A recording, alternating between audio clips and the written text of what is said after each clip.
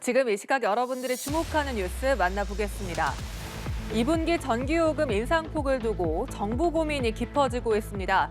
국제 에너지 가격 폭등으로 한국전력의 적자가 계속되는 가운데 40조 원에 육박하는 누적 적자를 해소하려면 인상이 불가피한데요. 하지만 윤석열 대통령은 물가 부담을 우려해 공공요금 인상을 최소화하라고 주문했죠. 한전은 전력 도매 가격 상한제를 재시행하는 것도 고심 중인데 민간 발전사들의 반발이 부담 요인입니다. 김종혁 기자의 보도입니다. 국제 에너지 가격 폭등으로 인한 한국전력의 적자는 계속되고 있습니다. 발전사들의 전력 생산 단가가 올라가면서 한전이 발전사에서 사오는 전력 구매 요금이 판매 요금보다 비싸졌기 때문인데 2021년 5조 8천억 원, 지난해에는 32조 6천억 원의 적자를 기록하면서 이 두 해의 누적 적자만 40조 원에 육박합니다. 그러자 정부는 한전의 재무위기 극복을 위해 올해 전기요금을 킬로와트 시당 51.6원 인상하는 계획을 내놨고 1분기 이미 13.1원을 인상한 바 있습니다. 계획대로면 앞으로 킬로와트 시당 38.5원을 더 올려야 합니다. 이 쌓이는 미수금이나 적자가 어느 수준을 넘어가게 되면 에너지 공급 자체가 어려울 수 있습니다. 점진적으로 원가를 좀 반영하는 노력이 필요하다고 보여집니다. 다만 윤석열 대통령이 물가 부담을 우려해 공공요금 인상을 최소화하라고 주문하면서 정부는 2분기 전기요금 인상폭을 두고 고심하고 있습니다. 전기요금은 기본요금과 기준연료비, 기후환경요금과 연료비 조정요금 등 4개 항목으로 구성되는데 정부는 2분기에 기준연료비만 킬로와트 시당 13.1원 올리는 방안을 고려 중인 것으로 알려졌습니다. 이와 함께 한전이 민간 발전사에서 사오는 전력 가격의 상한선을 두는 전력 도매 가격 상한제를 2달 만에 재시행하는 것도 고심 중인데 민간 발전사들의 반발이 부담 요인입니다. 연합뉴스 TV 김종혁입니다. 북한이 최근 2, 3일에 한 번꼴로 미사일 도발을 하고 있죠. 한국과 미국의 자유해방패 연합연습과 야외 기동훈련에 맞대응하고 있는 건데요.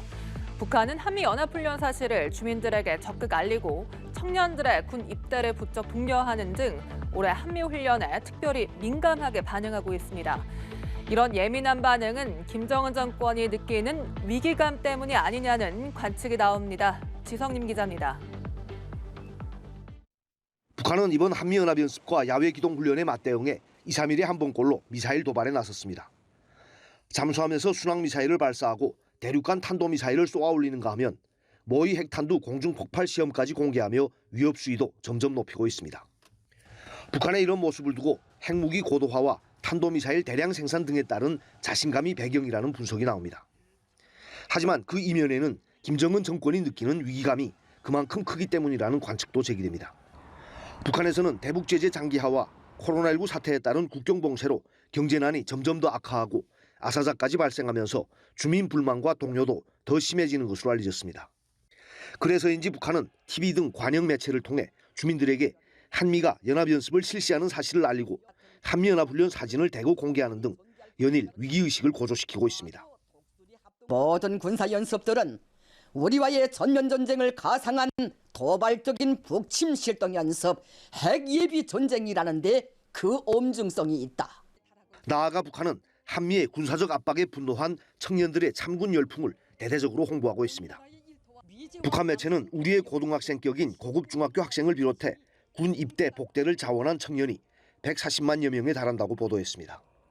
전국의 고급 중학교 붉은 청년 군이 되어온 수십만 명이 극악무도한 원수의 무리들을 모조리 경멸소탕할 드높은 일념 안고 인민군대 입대를 단호했습니다.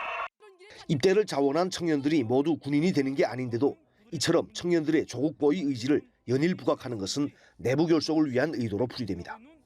연합뉴스TV 지성림입니다. 검찰이 쌍방울그룹의 대북 송금 혐의에 연루된 이화영 전 경기도 평화부지사를 외국환거래법 위반 혐의로 추가 기소했습니다. 김성태 전 쌍방울 회장 등과 공모해 800만 달러를 해외로 밀반출한 뒤 북한 측 인사에게 전달한 혐의인데요. 이 800만 달러는 북한 스마트팜 조성 사업비와 더불어민주당 이재명 대표 방북 비용으로 지급됐다고 검찰은 파악하고 있습니다. 자세한 내용은 강창구 기자입니다. 검찰이 쌍방울그룹의 대북 송금 혐의에 연루된 이화영 전 경기도 평화부지사를 외국한 거래법 위반 혐의로 추가 기소했습니다. 이 전 부지사는 김성태 전 쌍방울 회장 등과 공모해 미화 800만 달러를 해외로 밀반출하고 북한 측 인사들에게 전달한 혐의입니다. 검찰은 800만 달러 중 500만 달러는 북한 스마트팜 조성 사업비로 경기도 대신 지불하는 것이고 나머지 300만 달러는 당시 경기도지사였던 더불어민주당 이재명 대표의 방북 비용으로 지급한 것으로 파악했습니다. 앞서 이 전 부지사는 쌍방울의 대북 경제협력 사업을 지원하는 대가로 억대의 뇌물과 정치 자금을 받은 혐의로 지난해 10월 구속 기소돼 재판을 받고 있습니다. 쌍방울 측은 당초 이 전 부지사에게 뇌물을 건넨 혐의를 부인해오다 지난 1월 김 전 회장이 태국에서 붙잡혀 검찰로 압송된 이후 혐의를 모두 인정했습니다. 또 대북 사업 추진 과정에서 경기도의 지원을 받고 이권 사업에 참여할 기회를 얻기 위해 경기도를 대신해 북한에 돈을 건넸다고 주장했습니다. 이에 대해 이 전 부지사 측은 혐의를 전면 부인하고 있습니다. 저희들 입장에서는 김성태나 아니면 쌍방울 측에서 본인들이 어쨌든 이해관계에 따라서 대북 사업을 한 게 아닌가 이렇게 보고 있습니다. 검찰은 쌍방울의 대북 송금이 당시 도지사였던 이재명 민주당 대표에 대한 제3자 뇌물일 가능성에 대해서도 수사를 이어가고 있습니다. 연합뉴스TV 강창우입니다. 오늘부터 한국 아이폰 사용자도 지갑 없이 물건을 살 수 있는 애플페이 서비스를 쓸 수 있게 됐습니다. 세계 70여 개국에서 쓰이는 애플페이가 지난달 금융당국 허가를 거쳐 공식 출시된 건데요. 스마트폰 점유율 2위 애플이 결제 서비스를 시작하면서 간편 결제 시장 경쟁이 더 치열해졌습니다. 당장 라이벌 삼성페이는 네이버, 카카오와 손잡고 반격에 나섰습니다. 이 소식 이은정 기자입니다. 아이폰으로 이용하는 간편 결제 서비스 애플페이가 한국에서도 서비스를 시작했습니다. 이미 세계 70여 개국에서 쓰이는 애플페이가 우여곡절 끝에 지난달 금융당국 허가를 거쳐 공식 출시된 겁니다. 휴대전화 측면 버튼을 2번 누르고 결제 단말기에 가까이 대면 순식간에 결제가 이루어집니다. 태블릿 PC나 스마트워치에서도 가능합니다.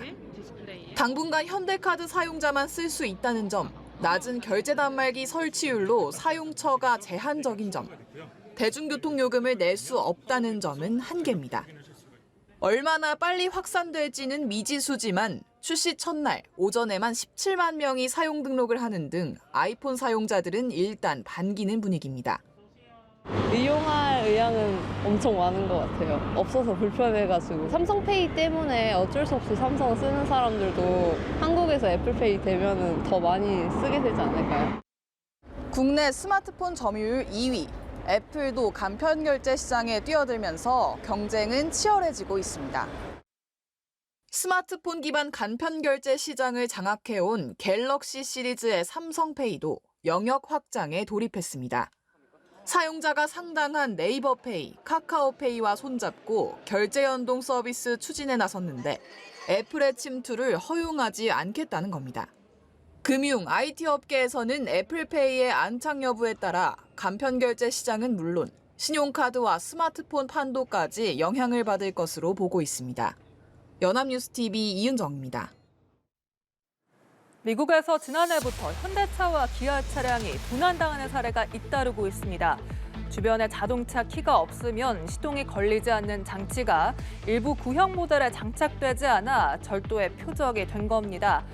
미국 20여 개 주 법무당국은 두 회사 측에 도난 방지 조치를 강화하라고 권고했는데요.